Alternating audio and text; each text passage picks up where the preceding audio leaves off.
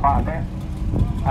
But they designed them and built them to enjoy them, didn't they? Oh, definitely, definitely. And I use it as often as I can. And there's nothing beats the view from behind that steering wheel between these two elevated wings. Oh, definitely, definitely. You can driving around the country lanes here, it's brilliant. And the other thing about this, it's got the real engine in it, hasn't it?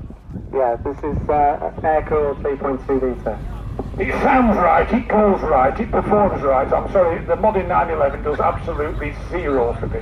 This is a proper one. So, I mean, do you use it plenty of times? Yeah, I'll try and use it as often as I can, typically when it's dry, but most weekends I'll be out driving around. But I've owned this car.